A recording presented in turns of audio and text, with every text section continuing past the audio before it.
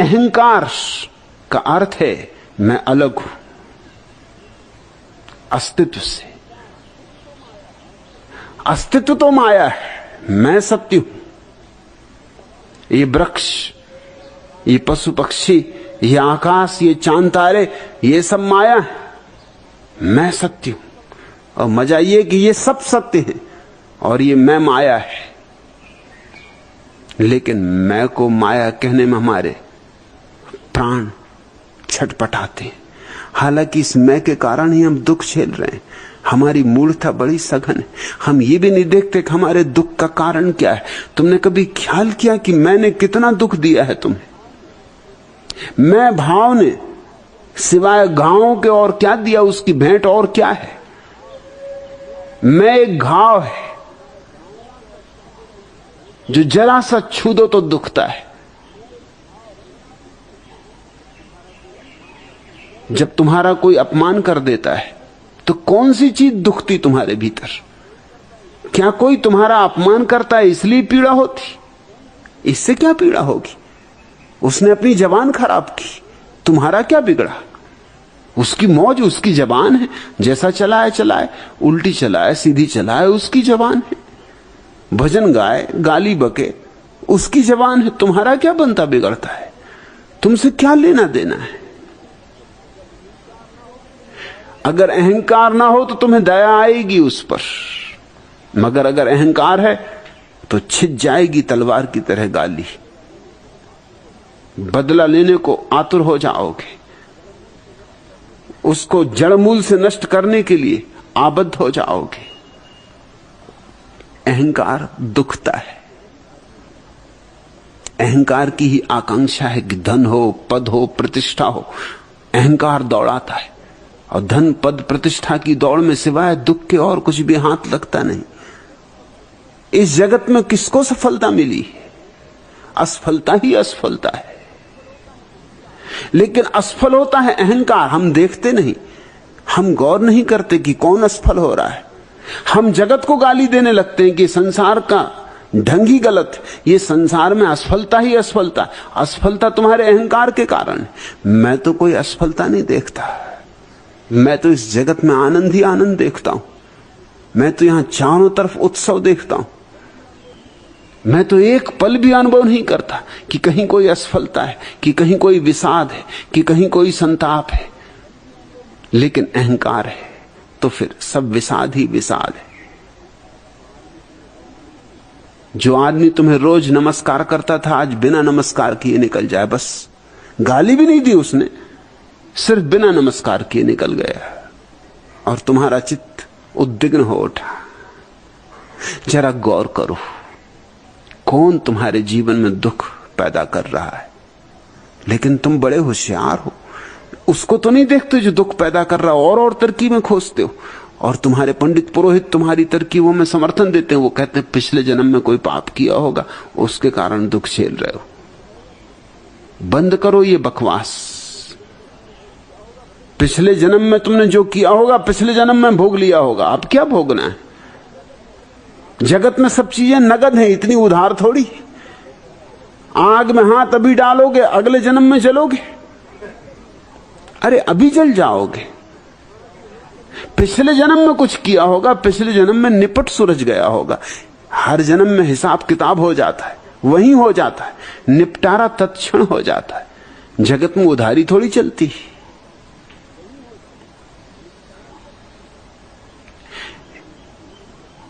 एक भिखमंगा भीख मांग रहा था। मुल्ला नसरुद्दीन के सामने उसने अपना पात्र बढ़ा दिया बीच बाजार में। दे तो मुश्किल, न दे तो मुश्किल। दे तो मुश्किल क्योंकि देना चाहता नहीं,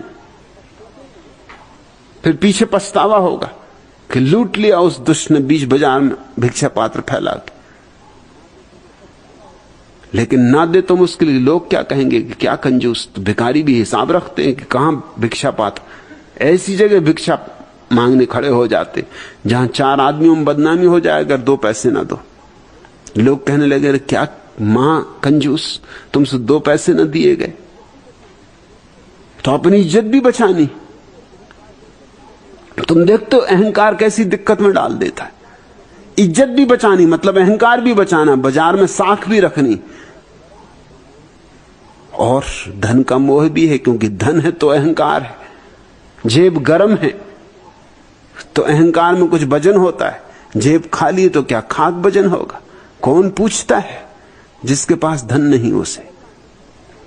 तो धन को भी बचाना है, प्रतिष्ठा भी बचानी, तरकीब निकालनी पड़ती। फिर मुल्ला ने कहा कि भाई आज तो मैं कुछ लिए नहीं हूं, जेब खाली है, कल लेके आऊंगा तब दे दूंगा। उस भिखारी ने कहा जो भी कुछ हो वो दे दो भैया, क्योंकि इसी तरह उधारी करते करते बहुत उधारी हो गई। जो देखो वही कल देता, पर कल पता ही नहीं चलता। ऐसी करोड़ों की उधारी हो गई मेरी, अब और उधार नहीं कर सकता। क्या मेरा धंधा बिल्कुल डुबाना है? इस जगत में उधारी नहीं चलती, यहां सब नगद मामला है। धर्म भी नगद है, उधार नहीं। यहां तुम प्रेम दोगे अभी प्रेम बरसेगा, और यहां तुम पीड़ा दोगे अभी पीड़ा आएगी। अभी दिया बुझाओगे अभी अंधेरा हो जाएगा, और अभी दिया जलाओगे अभी उजाला हो जाएगा कि अगले जन्म में। इतनी देर। लेकिन लोग होशियार, उन्होंने कहावतें खोज रखी, कहते हैं देर है अंधेर नहीं। मगर देर ही तो अंधेर है, और क्या अंधेर होगा? देर भी नहीं है, मैं तुमसे कहता हूं, अंधेर भी नहीं है, सब नगद है। मगर अहंकार को नहीं देखना है तो कहीं भी टालना है। पिछले जन्म में किए थे कोई कर्म, उनका दुख भोग रहे हैं, या भाग्य में लिखा है, किस्मत में लिखा है। हम करें भी तो क्या कर सकते? न तुम्हारे भाग्य में कुछ लिखा है, किसी के भाग्य में कुछ नहीं लिखा है। कोई परमात्मा एक एक की खोपड़ी में लिख के नहीं भेजता, जैसा तुम सोचते हो कि विधाता बैठा है और विधि लिखता जाता है, हर एक की खोपड़ी में लिख देता है ये होगा। कोई विधाता नहीं, तुम विधाता हो। कोरा कागज तुम्हारे हाथ में देता है, कोरा चेक, फिर तुम जो चाहो लिख लेना।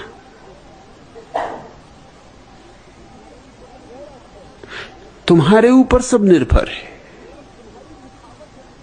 ये सब तुम्हारी लिखावट है जो तुम भोग रहे हो, कोई किस्मत नहीं, कोई किस्मत नहीं, कोई भाग्य नहीं। मगर लोग तरकीबें ईजाद कर लेते, हर चीज में ईजाद कर लेते। मैंने सुना है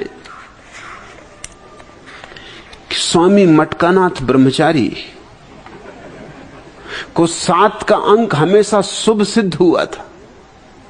वे 7वें महीने अर्थात जुलाई की 7 तारीख को सन 1907 में पैदा हुए थे और अपने बाप की 7वीं संतान थे। 7 साल की उम्र में ही उनके नाम 7 लाख की लॉटरी खुली थी, जिससे बड़े होकर उन्होंने 7 मंजिल ऊंची इमारत बनवाई। यद्यपि मैट्रिक की परीक्षा में 7वीं दफे उत्तीर्ण हुए, किंतु जिंदगी में 7 बार ब्रह्मचर्य का व्रत लेने के कारण उनका नाम तीनों लोगों की चारों दिशाओं में प्रख्यात हो उठा। सन 1977 की बात है, एक बड़ी अंतर्राष्ट्रीय घोड़ों की रेस में अपने भाग्य को आजमाना चाहा। अपनी सारी धन संपत्ति बेचकर उन्होंने 7 नंबर के घोड़े पर लगा दी, और जैसा कि अंक विज्ञान के अनुसार अपेक्षित था वैसा चमत्कार घटित हुआ। जानते हैं क्या हुआ? वह घोड़ा 7वें नंबर पर आया। क्या क्या लोग हिसाब लगा रहे हैं। अरे हाथ में लकीरों के सिवाय कुछ भी नहीं, मगर लकीरों को पढ़वा रहे हैं। और जब तुम मूढ़ता करोगे तो कोई न कोई तुम्हारा शोषण करने वाला मिल जाएगा, कोई न कोई तुम्हारा भाग्य बताने वाला मिल जाएगा। हस्त रेखा विज्ञानी बैठे हुए, जन्म कुंडली बना रहे हैं लोग, और जन्म कुंडलियां मिला के ये शादियां की जा रही हैं। और शादियों की गति देखते हो, फिर भी तुम्हें अकल नहीं आती। इतनी जन्म कुंडली मिलाते हो और किसी की कुंडली मिलती हुई मालूम होती नहीं। तुमने कभी पति पत्नी देखे जो कलह ना कर रहे हो?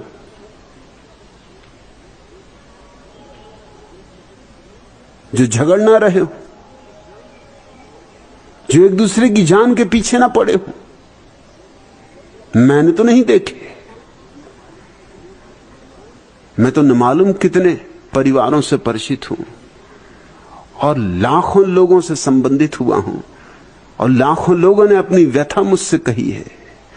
स्त्रियों ने, पुरुषों ने, सबकी पीड़ा वही है। पति पत्नी के पीछे पड़ा है, पत्नी पति के पीछे पड़ी और बड़े बड़े ज्योतिषियों से जन्म कुंडली मिलवाई थी। और मजा यह कि जिस ज्योतिषी से तुमने जन्म कुंडली मिलवाई, जरा उसके घर की हालत भी तो देख लेते। अपनी मिला ना पाया और तुम्हारी मिला दी।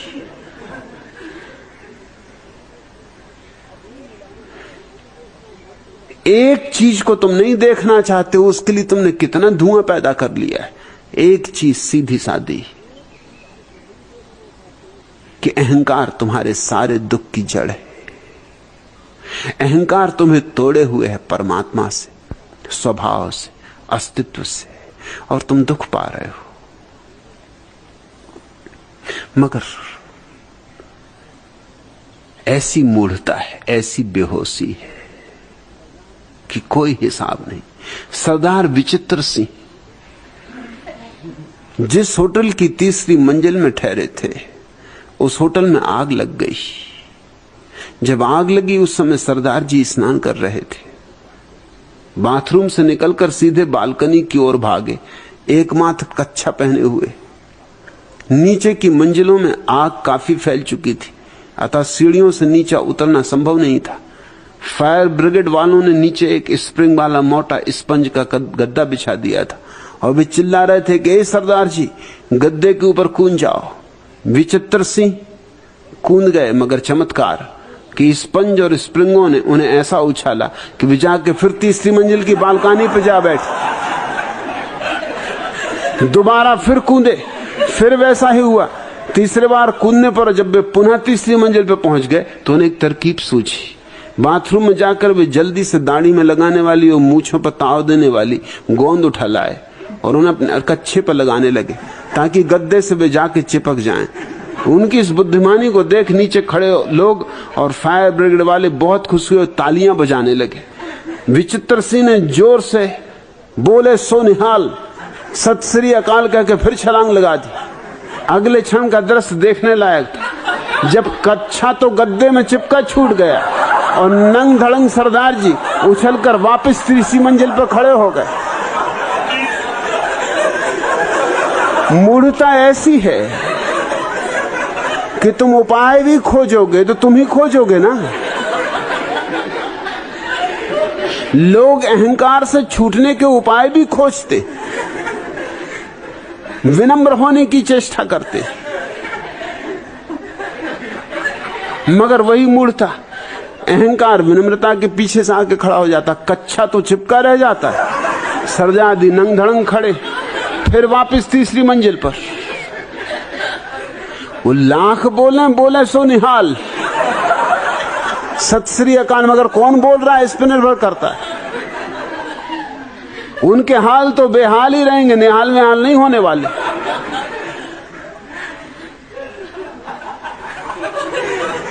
कोई सत श्री अकाल बोलने से निहाल हुआ है? अरे निहाल कोई होता बुद्धिमानी से, बोले सो निहाल, ऐसे कहीं कोई निहाल होता है? इतना आसान मामला है। लोग विनम्रता लाद लेते हैं अपने ऊपर और भीतर वही अहंकार नंग धड़ंग खड़ा हुआ है, कच्छा भी नहीं। तुम देखो विनम्र आदमियों को जो कहते फिरते हैं कि मैं तो आपके पैर की धूल हूं। मैं जबलपुर पहली दफा जब गया तो मेरे पड़ोस में एक सज्जन रहते थे, हरि दादा। उनको पड़ोस के लोग हरि दादा कहते थे क्योंकि उनको रहीम की दोहे बड़े याद थे और हर चीज में वो दोहा जड़ देते थे रहीम का। सो उनकी ख्याति एक धार्मिक आदमी की तरह थी और हर एक को उपदेश देते थे। जब मैं पहुंचा तो स्वभाव था उन्होंने मुझे भी उपदेश देने की कोशिश की और उनको माना जाता था वो बड़े विनम्र हैं और विनम्रता की बड़ी बातें करते थे। लेकिन उन्हें मेरे जैसा आदमी पहले मिला नहीं होगा। उन्होंने मुझसे कहा कि मैं तो आपके पैर की धूल हूं। मैंने कहा वो तो मुझे दिखाई ही पड़ रहा है, आप बिल्कुल पैर की धूल, आप बिल्कुल ठीक कह रहे हैं। वो एकदम नाराज हो गए कि आप क्या बात कहते। मैंने कहा मैं तो वही कह रहा हूं जो आपने कहा, मैंने तो एक शब्द भी नहीं छोड़ा। आप ही ने कहा, आपने ही शुरू किया, मैंने तो सिर्फ स्वीकृति दी कि आप बिल्कुल ठीक कह रहे हैं। मैं देख ही रहा हूं आपका चेहरा बिल्कुल धूल, आपकी समझ बिल्कुल साफ है, आपने ठीक पहचाना। वो तो ऐसे नाराज हुए कि फिर दोबारा मुझसे बात ना करें, रास्ते में मिल जाए, मैं जयराम जी करूं तो जवाब ना दे। मैं भी यूं छोड़ देने वाला नहीं था। मुंह फेर के निकलना चाहे तो मैं उनके चारों तरफ चक्कर लगाऊं कि नमस्कार, क्या आप उस दिन बिल्कुल ठीक कह रहे थे, आप बिल्कुल पैर की धूल हैं।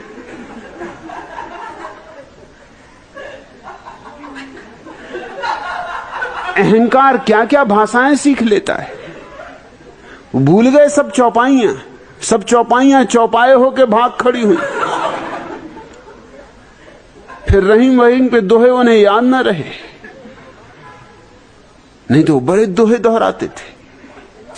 और मोहल्ले के लोग भी कहने लगे कि मामला क्या है।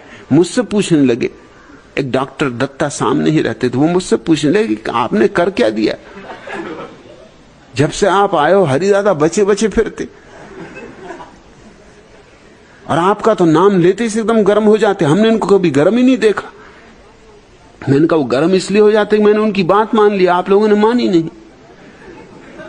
वो कहते थे हम आपकी पैर की धूल हैं, आप कहते थे नहीं नहीं। अरे हरिदादा ऐसा कहीं हो सकता, आप तो सिरताज हैं, आप तो बड़े धार्मिक साधु पुरुष हैं। वो इसलिए तो बेचारे कहते थे कि आप कहो साधु पुरुष हैं, और मैंने उनकी मान ली। इससे मुझसे नाराज है, इससे मेरी जयराम जी का भी उत्तर नहीं देते, मगर मैं भी कुछ छोड़ देने वाला नहीं। मैं 10-5 दफा दिन में मिल ही जाता हूं उनको, नहीं अगर मिल पाते दरवाजे पे दस्तक देता हूं कि हरिदादा जयराम जी। वो मुझे देख के एकदम गरमा जाते हैं। और गरमाने का कुल कारण इतना कि मैंने वही स्वीकार कर लिया जो वो कहते। 5-7 साल उनके पड़ोस में रहा, उनका सारा संतत्व खराब हो गया, क्योंकि जो जो बातें वो कह रहे थे सब उधार थी, सब बासी थी, उनमें कहीं कोई अर्थ न था। मगर इस तरह के तुम्हें हर गांव, हर देहात में, हर नगर में लोग मिलेंगे जिन्होंने अपने अहंकार पर एक पतली सी झीनी चादर विनम्रता की उड़ा दी। तुम जरा चादर खींच के देखो, कुछ बहुत मोटी भी नहीं, बिल्कुल यूं समझो कि ढाका की मलमल है, उसके भीतर से अहंकार बिल्कुल साफ झलक रहा है। अहंकार ये नया आभूषण बना लेता है। अहंकार की चालें बड़ी गहरी हैं, अहंकार बहुत सूक्ष्म है, और अहंकार ही सारी विरह विथा है। इसी से तुम्हारे तन मन में पीड़ा है। इस मूल कारण को समझो। घड़ी पलक में बिनसिए, ये एक क्षण में मर जाएगा। तुम इसे सहारा ना दो, ये अभी मर जाएगा, और तुम सहारा भी देते रहो तो मौत आएगी, तब इसे गिरा देगी। घड़ी पलक में बिनसिए, जो मछली बिन नीर। जैसे मछली मर जाती है बिना नीर के, पानी से मछली को खींच के कोई डाल दे तट पर तो मरने लगी, ऐसे ही तुमने खुद ही अपने को खींच लिया है परमात्मा से, स्वभाव से, धर्म से। अब तुम तड़फ रहे हो, तड़फे जा रहे हो, और तड़फने के लिए न मालूम क्या क्या तुम बहाने खोज रहे हो, तर्क खोज रहे हो, मगर सीधी सी बात नहीं देखते कि नदी के बाहर पड़ गए हो, खुद ही मछली उछल के बाहर आ गई, कोई मछुए ने भी नहीं खींचा है तुम्हें।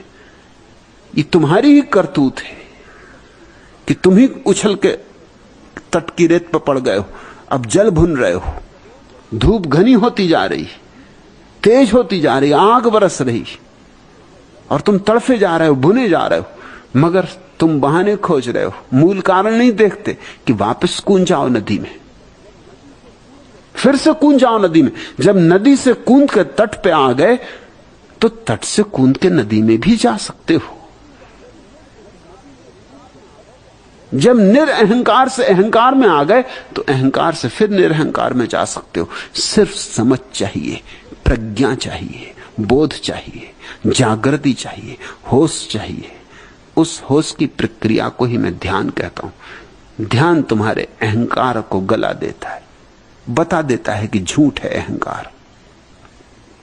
और जिस दिन तुमने जाना कि अहंकार झूठ है, जिस दिन तुमने जाना मैं नहीं हूं, उसी दिन परमात्मा है, और उसी दिन आनंद के द्वार खुल जाते, अनंत द्वार। वर्षा हो जाती फूलों की, अमृत के फूलों की। नहा जाते हो तुम एक नई रोशनी में। उस जीवन का नाम स्वर्ग है। मैं के आसपास जो अंधेरा घेर लेता है वह नरक। मैं नहीं हूं इसके आसपास जो आभा उभर आती वही स्वर्ग।